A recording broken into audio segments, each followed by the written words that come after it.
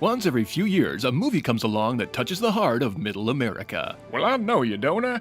You're that rich fella from the TV. What's your name again? My name's Forrest Trump. People call me Forrest Trump. That's it. You're running for president, aren't you? I like running. A movie that inspires a generation. Mama always told me I know stupid. No one knows stupid more than I do. Well, that's good enough for me, son. You got my vote. A generation of old white idiots who love to twist the history of their country into a ludicrous fiction that never was. Forrest Trump. We interrupt your regularly scheduled moment of silence to bring you the news. Canberra, Mexico City, Trantor, Arrakis, Ego, Gallifrey, Fluston Paradise. News from around the cosmos, podcasted secretly from 20,000 leagues below Skynet headquarters. This is the Nautilus at 9, with Marcus Nemo. Well, good morning. Welcome to the Nautilus at 9. I'm Marcus Nemo, bringing you tomorrow's news cycle recycled today. Perhaps you're listening to this on the porch of your Antonio Bay cottage as a malevolent fog bank moves in from the east, or maybe you're tuning in as you unpack your belongings in your new shed house at District 9. Now's a good time to fix yourself a stiff drink. Listen to the news from a multitude of different dimensions that are hopefully worse off than the one you're occupying right now.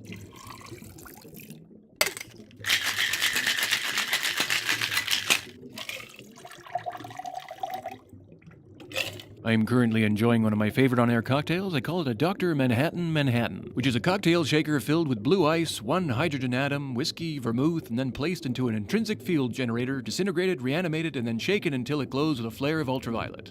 And then you just keep drinking them until you're naked. Here's to life. It's highly overrated.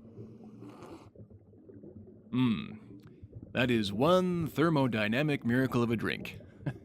Well, older listeners may remember the tragic events that befell the Norwegian and American research bases in the Antarctic when they were both attacked by a parasitic mimic creature known commonly as the Thing, or Thing from Another Planet. Well, it's just been confirmed that a second Thing has recently thawed out, but this time it's at Earth's northern pole, smack dab in the middle of Santa's workshop. Reports of mutilated reindeer parts have been spotted all through the candy cane forest and floating on the sea of swirly twirly gumdrops. And because of the chameleon-like ability of this particular alien monster to disguise itself as any life form, the surviving toy maker elves have resorted to extreme acts of violence against one another. The paranoia has even forced old Saint Nick himself into hiding, last seen taking cover under the burnt-out husk of a sleigh armed with a flamethrower. Here now is the emergency sideband audio we received from Father Christmas. Warning, extreme language is used. Echo Tango Niner Niner, Dasher Dancer Prancer Vixen, Mayday, Mayday, Mayday, this is jolly old elf Sierra Charlie. We have an alien hostile in the magic workshop. Repeat, there's a f***ing naughty lister in the toy shop. I can tell you this much. I knew something was up when Rudolph started playing reindeer games right out of the blue. You know, like Monopoly. But then like an hour later, all these reindeer are f***ing dead, and I see this sick-looking, multi-headed reindeer mutant f***ing he's f***ing chewing his way through a f***ing abominable snowman. I can't even tell you what this motherfucker did to Mrs. Claus. Oh, I think I see it. Come and help me. Repeat, come and help me. Well, of course, children around the world will be disappointed this holiday season as Christmas has been canceled for the foreseeable future, or until such time as Mr. Claus himself will go public with a voluntary blood test to prove that he is indeed Father Christmas and not the aforementioned parasitic alien demon creature bent on destroying the human race. Well, you better watch out and you better not pout, eh, kids?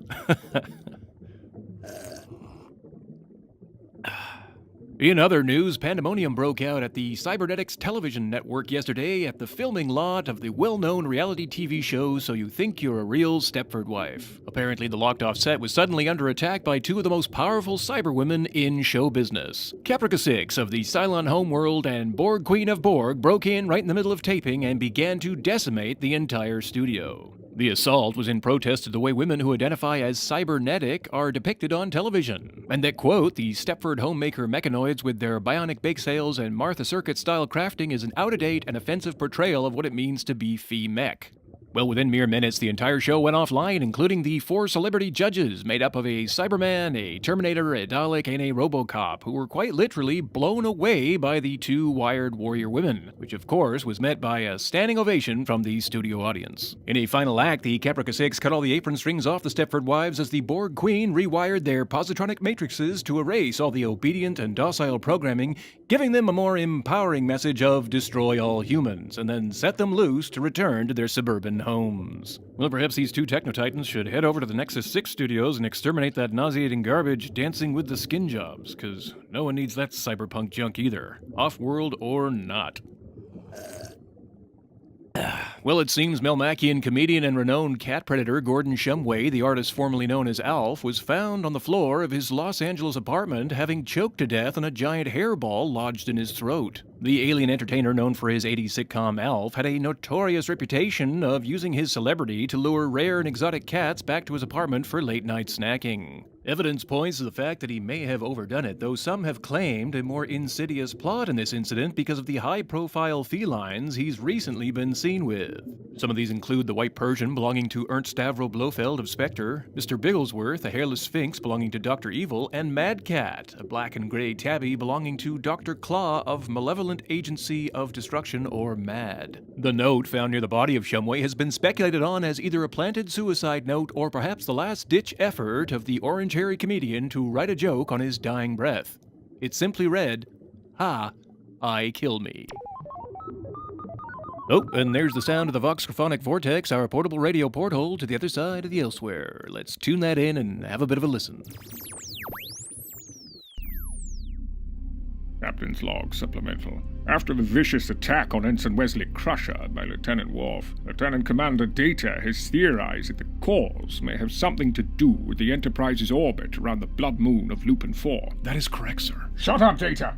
We have now confined Mr. Worf to the brig, but it seems Ensign Crusher has run off. We believe he is showing signs of the Klingon Jat-Tala, and fear young Wesley is becoming a teenage werewolf. Panic ensues on the Enterprise when a blood fever overtakes Wesley Crusher, giving him violent mood swings, rapid hair growth, gorges on his face, and worst of all, an unbridled lust for competitive foreplay. Crew members' nostrils become under attack as every corner of the ship is penetrated by the sour sex smells of Klingon adolescents and stinky sneakers. Can the Enterprise survive this agitated ensign's transformative phase, or will the crew become agitated enough to set their phasers to chill? Find out on I Was a Teenage Werewolf, next time on RAR Track, the next transformation. Well, we're back, and it looks like we're almost out of time, so we thought we'd leave you with the musical stylings of Gordon Shumway from his box office failure Alphen Office. And I'm Marcus Nemo telling you to set your neuralizer for roughly the 9-minute mark so you erase your memory of everything you just heard, and as always, for dark is the swathe that mows like a harvest. Good night.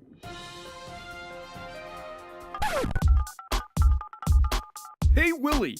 I'm phoning from the White House. And I'm thinking things are about to get a little hairy. Ha! I can't talk with world leaders now. I'm making a casserole. Get it? Casserole! Ha! I kill me.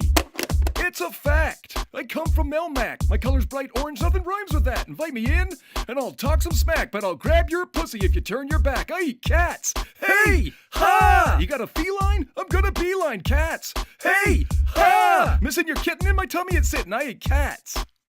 I've heard of puppet presidents before, but this takes the biscuit.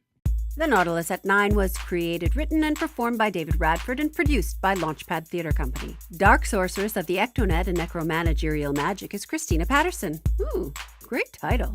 And she's also the voice you're hearing now. Hello, Podcast Land. Make sure to subscribe, rate, and review The Nautilus at 9 on iTunes. And to find out more about all things Launchpad, go to launchpadtheater.com or like us on Facebook. Or why not become a Skynet pirate and follow The Nautilus at 9 on Twitter at Nautilus at 9, and we'll make sure to send you an ahoy, matey. Thanks for listening. For dark is the swathe... We can do better than that. Anal na trach, usvos, beto, doch, yel, dienwe.